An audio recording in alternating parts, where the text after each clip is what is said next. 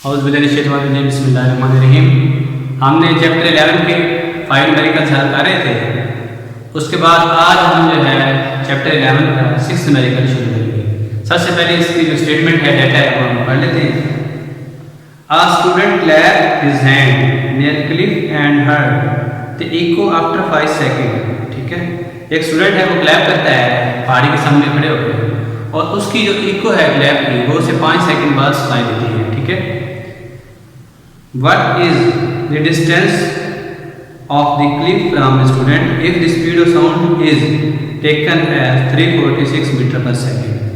यानी कि हमने डिस्टेंस फाइंड करना है कि स्टूडेंट क्लैप से कितनी दूर, उससे क्लिफ से कितनी दूर खड़ा है, पहाड़ी से कितना दूर है, और इसकी जो स्पीड है, speed of sound in air, वो कितनी है, 346 मीटर पर सेकेंड। ठीक है, तो सबसे पहले इसका डाटा लिखते हैं। गिवन डाटा हमारे पास क्या है, टोटल टाइम, यानी कि जो इको से टाइम पर रिड्यूस हुआ वो हमारे पास कितना आया है, 5 सेकंड। हम इसको हाफ कर लेंगे, ठीक है, क्योंकि साउंड जाने के लिए और वापस आने के लिए डबल टाइम की जरूरत है। हमें डबल टोटल टाइम नहीं चाहिए, बल्कि हमें सिंगल टाइम चाहिए। ठीक है, तो 2 पे डिवाइड किया, इससे हमारे पास आ गया 2.5 सेकंड, और जो स्पीड दी गई वो 340 मीटर पर सेकंड। हमने फाइंड करना है डिस्टेंस, कि वो डिस्टेंस है जहाँ से वो स्टूडेंट ने क्लैप किया, ये डिस्टेंस हमने फाइंड करना है। तो वो हम फाइंड कर लेते हैं, वो डिस्टेंस कितना है। ठीक है, S इक्वल टू VT, ये आप लाइन से पढ़ते आ रहे हैं।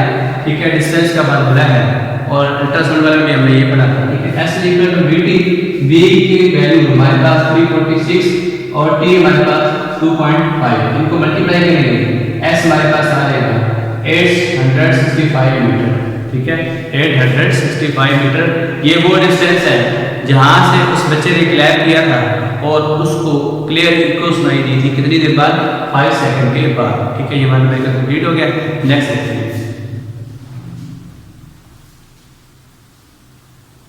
11.7 न्यूमेरिकल है। A ship send out ultrasound that return from the seabed and is detected after 3.42 second. यानी कि एक शिप है, शिप से जो है ट्रांसमीटर के जरिए अल्ट्रासाउंड वेव भेजी गई है सी बेड की तरफ, गहराई की तरफ। ठीक है, और वो टकरा कर वापस आई है, ठीक है, रिसीवर की तरफ।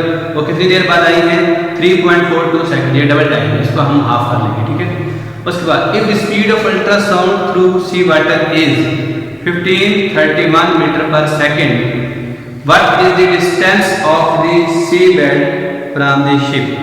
स्पीड भी दी गई है, हमने डिस्टेंस फाइंड करना है। सेम उसी तरह का सवाल है। टोटल टाइम 3.42 सेकंड, हाफ कर दिया इसका टाइम को 1.1 सेकंड। स्पीड कितनी है, 1531 मीटर पर सेकंड। डिस्टेंस आपने फाइंड करना है, वही दोबारा फार्मूला लगाएंगे, S equal to VT, distance का फार्मूला। ठीक है, तो देखते हैं, इसमें हमने V की वैल्यू लगाई 1531 मल्टीप्लाई 1.71, इनको मल्टीप्लाई करेंगे, हमारे पास आ जाएगा 2618 मीटर। इतना डिस्टेंस पे वो ऑब्जेक्ट है, यानी कि समुद्र की गहराई में इतनी दूर ऑब्जेक्ट पड़ा हुआ है। ठीक है, ये हमने फाइंड करना है।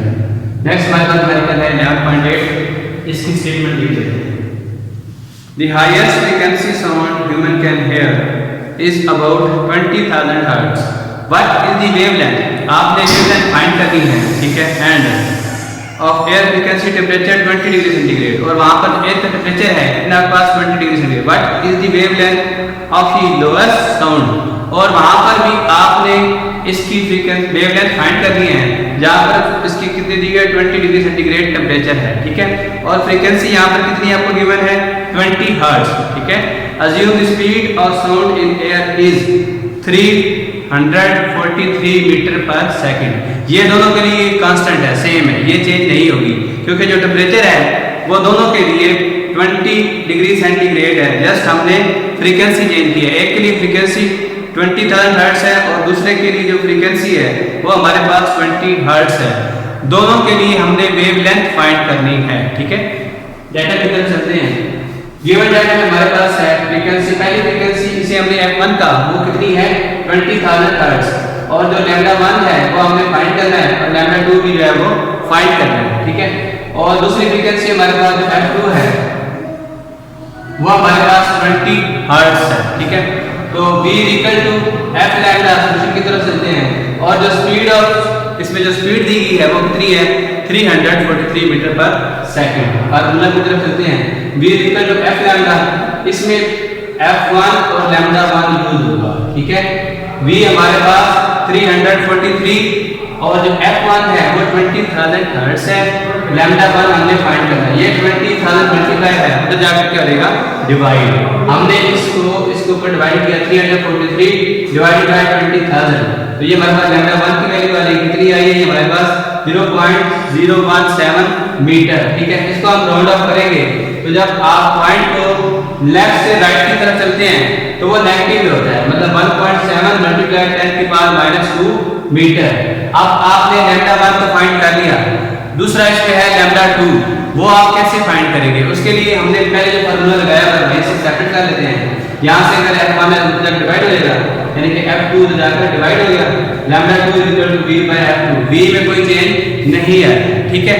अब आप इसमें देखें तो लैम्डा 2 हमें फाइंड करना है, v की वैल्यू हमारे पास वही 343 डिवाइडेड बाय 20, इनको डिवाइड करेंगे तो हमारे पास लैम्डा 2 आ जाएगा 17.2 मीटर, ठीक है। ये हमने फाइंड कर लिया है लैम्डा 2, ये दोनों हमने फाइंड कर लिए थे, वो हमने फाइंड कर लिए, ठीक है। यहां तक क्लियर है सब बच्चों? तो नेक्स्ट न्यूमेरिकल की तरफ चलते हैं। 11.9 न्यूमेरिकल है, ये सबसे इंपॉर्टेंट न्यूमेरिकल है इस चैप्टर का कहा जाए तो इसको जरा ध्यान से समझना, इसके स्टेटमेंट में गौर कीजिएगा। A sound wave has frequency of 2 kilohertz, sound wave की जो फ्रीक्वेंसी है कितनी है 2 किलोहर्ट्ज एंड वेवलेंथ 35 सेंटीमीटर, और इसकी जो वेवलेंथ है वो हमारे पास कितनी है 35 centimetre. How long it take to travel, मतलब इसको कितना टाइम लगेगा इनकी वेव को चलने के लिए, और डिस्टेंस कितना हो अगर 1.5 किलोमीटर हो, ठीक है। दोबारा एक बार स्टेटमेंट पढ़ लेते हैं। A sound wave has frequency of 2 kilohertz, sound wave की जो फ्रीक्वेंसी है 2 किलोहर्ट्ज है एंड वेवलेंथ, और जो उसकी वेवलेंथ है 35 सेंटीमीटर है, 35 सेंटीमीटर। हाउ लॉन्ग यानी कितनी देर बाद, टाइम हमने टाइम फाइंड करना है। How long it take to travel, अगर डिस्टेंस 1.5 किलोमीटर हो और डिस्टेंस कितना हो 1.5 किलोमीटर, ठीक है। डाटा की तरफ चलते हैं। डाटा में सबसे पहले हमारे पास है फ्रीक्वेंसी 2 किलोहर्ट्ज, फ्रीक्वेंसी हमारे पास कितनी है 2 किलोहर्ट्ज, किलो मतलब हर्ट्ज होता है, तो 2 × 10 के बाद 3 हर्ट्ज, या आप इसको यूं भी लिख सकते हैं 2 × 1000 2000 हर्ट्ज, और लैम्डा हमारे पास 35 सेंटीमीटर है। क्योंकि लैम्डा यूनिट मीटर होता है इसलिए मीटर में लाने के लिए हम इसको 100 पर डिवाइड करेंगे, ठीक है। 100 पर से डिवाइड किया तो हमारे पास आ गया 0.35 मीटर, 0.35 मीटर, ठीक है। अब इसके बाद आपने फाइंड करना है हाउ लॉन्ग इट टेक, यानी कितनी देर बाद, टाइम कितना लग रहा है, टाइम t फाइंड करना है, t आ गया, और डिस्टेंस, अगर डिस्टेंस कितना था 1.5 किलोमीटर, 1.5 किलोमीटर, किलोमीटर को मीटर में लाने के लिए हम 1000 से मल्टीप्लाई करते हैं, ठीक है। 1000 से मल्टीप्लाई किया, पॉइंट कट गया, ये 10 लगा, 0 0 से कट गया, ठीक है। और ये 2 0 अगर 15 से मल्टीप्लाई होंगे तो 1500 मीटर, ये टोटल डिस्टेंस आ गया। अच्छा, हमने टाइम फाइंड करना है, उसके लिए v = s/t यूज होता है, लेकिन हमारे पास अभी v नहीं है, तो सबसे पहले हमें इसमें क्या फाइंड करनी है, स्पीड फाइंड करनी है, वो हम फ्रीक्वेंसी और वेवलेंथ के रिलेशन से फाइंड करेंगे। v = f lambda, v = f lambda. अब इसमें आप देखें तो v फाइंड करना है, एज इट इज आ जाएगा, f की जगह आ जाएगा 2000, ठीक है, जो हमने इधर फाइंड किया है, और लैम्डा हमारे पास 0.35 मीटर, जो हमने ये फाइंड किया है। पॉइंट मतलब किया नीचे 100 और ये 2 0 कट गए। अब यहाँ पर 20 और 35 इनको मल्टीप्लाई करें तो हमारे पास आ जाता है 700 मीटर पर सेकंड, ठीक है।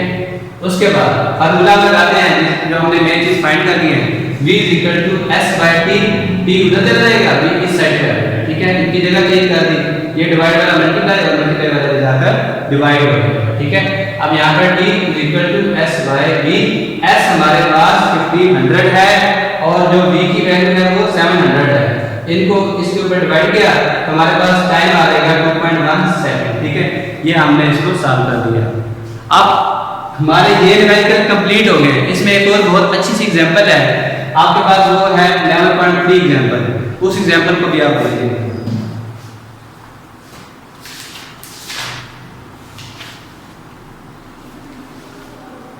Flash of lightning is seen 1.5 second earlier. ठीक है, कितनी देर बाद आपको ये सुनाई देता है, टाइम कितना है इसमें 1.5 सेकंड है। ठीक है, अर्लियर देन द थंडर। ठीक है, यानी कि आवाज जो है हमें पहले सुनाई देती है और लाइट जो है वो बाद में। ठीक है, फ्लैश ऑफ लाइट 1.5 सेकंड, जो उसकी चमक है वो हमें पहले दिखाई देती है और जो उसकी साउंड है वो बाद में सुनाई देती है। जो टाइम है वो कितना है 1.5 सेकंड। ठीक है, टाइम आ गया। उसके बाद how far is the cloud in which flash has occurred, आपने क्लाउड का डिस्टेंस फाइंड करना है। ठीक है, एक बात। और दूसरा इसमें जो स्पीड दी गई है 332 मीटर पर सेकंड है। ठीक है, आमतौर पे जब लाइटिंग होती है तो पहले हमें लाइट दिखाई देती है फिर साउंड सुनाई देती है। ठीक है, इसमें जरा देखिए, हमने क्या किया, टाइम हमारे पास 1.5 सेकंड, डिस्टेंस आपने फाइंड करना है और v आपके पास कितनी है 332 मीटर पर second. s equal to v multiply t। v हमारे पास है 332 मल्टीप्लाई टाइम के साथ मल्टीप्लाई किया तो ये हमारे पास आ जाएगा डिस्टेंस 498 मीटर।